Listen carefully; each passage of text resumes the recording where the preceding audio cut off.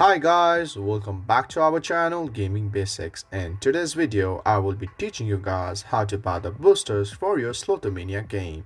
So at first, just open your phone, and as you open your phone, open the Slotomania game from wherever it is located.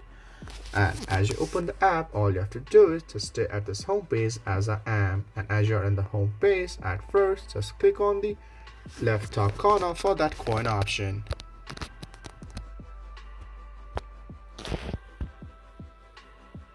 And as you're taking this place, all you have to do is go to the option booster right there at the left. And as you select it, you can see the option right here. So all you have to do is click on this $2.99. And as you do that guys, all you have to do is just add your credit or the debit card to buy it.